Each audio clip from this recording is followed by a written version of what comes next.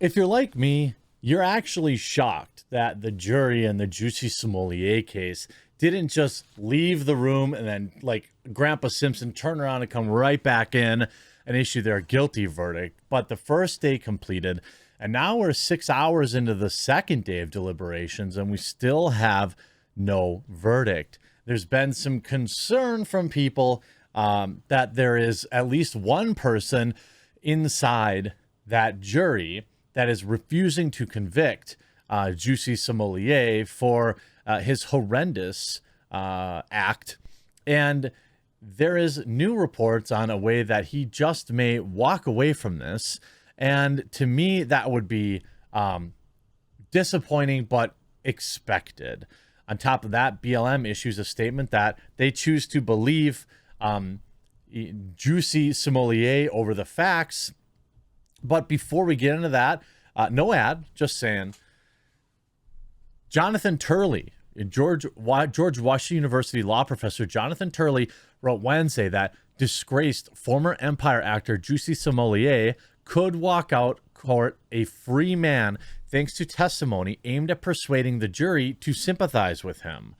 Smollett is accused of faking doing his little hoax back in January 2019 that he tried to blame on Trump supporters. He took the stand in his own defense this week. Bizarrely, he argued that the original story was true and that there was no hoax. He claimed this under oath. He didn't bother to argue the facts, Turley noted. Rather, he played the victim. Jury nullification is not an act of willful blindness, rather an act of willful disregard of the evidence. It occurs when jurors acquit regardless of the evidence of guilt. It is not that they see or understand the evidence. It's not that they don't. They simply choose the individual over the evidence. Lawyers cannot expressly ask jurors to disregard evidence in the case of contradiction to the judge's instructions, but they can make the case for nullification in not so subtle ways.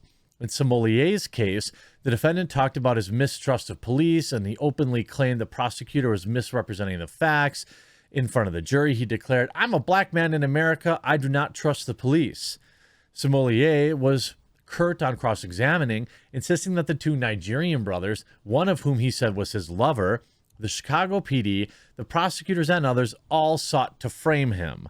Smollett even chastised prosecutor Dan Webb for reading his own text messages, which included the N-word. Smollett told Webb to spell or abbreviate the word as to not offend every African American in this room. The defense is a classic plea for nullification, which is why it seems so bizarre to most people weighing the evidence. The trial became a struggle over perceptions rather than proof. Even Smollett's lawyers claimed to be victims in the courtroom. Defense attorney Tamara Walker demanded a mistrial in a sidebar conversation with attorneys from both sides of the Cook County Judge James Lynn. Walker reportedly burst into tears after claiming the judge was lunging at her in a courtroom and making faces.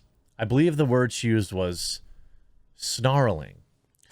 Turley noted that Smollett and his legal team tried to create drama in the courtroom, raising the familiar complaints of the BLM movement, claiming the judge and the prosecution of racism and aggression. If successful, Smollett will likely still struggle to rebuild his acting career, though he has vowed to make that allow minorities, blacks, and gays the opportunity to show their artistry. What? I don't believe that this is going to happen in this case, but I will not put society letting us down yet again out of reach. I couldn't possibly fathom a situation where this dude walks, but based on, the only way really that he can win is if jury nullification happens. If the jury just says, yeah, we like this guy. Now, I don't know what the demographic makeup of the jury is, but there's almost certainly other African Americans on the jury. If I was on the defense team, I would absolutely demand that. So maybe they can make an appeal to that person with these platitudes about it's hard being black and gifted. Sometimes you just want to throw it all down and get lifted. As the great, why can't I think of his name? Happy face, Mr. Smiley. Get the package with the happy face. I don't know. I can't think of his name, but you know what I'm talking about. Those who know, if you know, you know. When will it be announced? Well, the jury resumed the deliberations this morning at 9:15. I'm sorry, at 9:15 Central on Thursday, after closing arguments ended Wednesday afternoon. The verdict could come as soon as today. Now, here we have another situation where it's a Friday. I predict, what can we glean from the Kyle Rittenhouse jury? Well, many people would argue that, these two cases are not similar. And by the facts, they aren't. However, both cases, widely politicized, widely racially charged, even though only one of them actually had any issues with race whatsoever. We know that BLM was involved in both of them, that,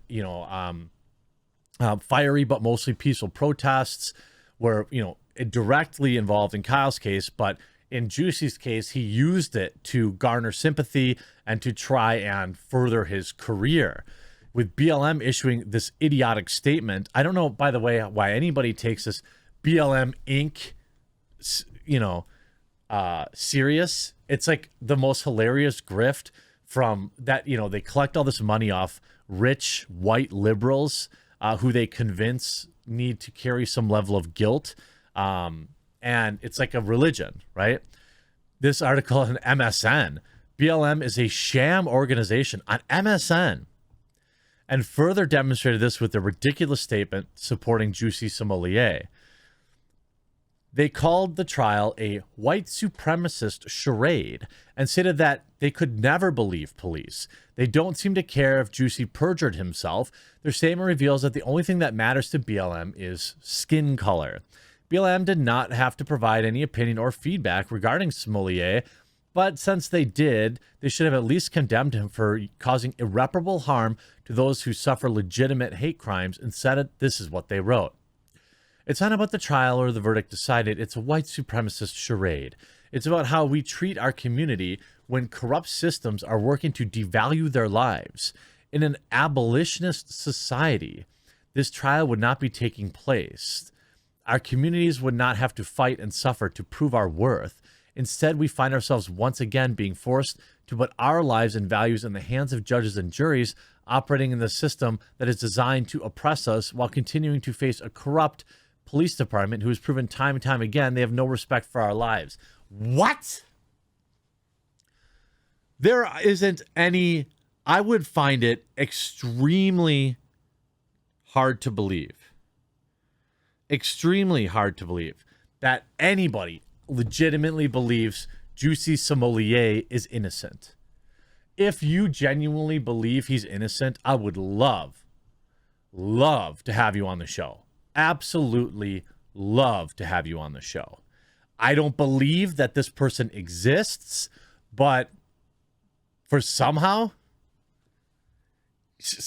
I mean, I can't believe that the jury hasn't come back yet. Like, when I keep looking for like Jussie jury on Twitter, hoping to see, okay, you could see, I wonder if the jury in the Jussie trial just started laughing when they first walked into the deliberation room. Well, I hope so. I mean, I hope so, but 5 hours is too long. So there's at least probably some concern. I mean, the idea, I don't know why this is taking so long, but the parallels we can make to the Kyle case was that it's a Friday. These people don't want to work on Saturday. Jurors don't want to come back on Saturday or have to work or carry it through next week. I predict that we will get a verdict today, and it will be a verdict of guilty on all counts. Hopefully that's what happens. If he's not guilty, I will lose a serious amount of faith in just about everything with our legal system. We're now in the 7th hour of deliberation, and I can't believe they aren't already back. Hope you enjoyed this video. We'll talk to you again real soon.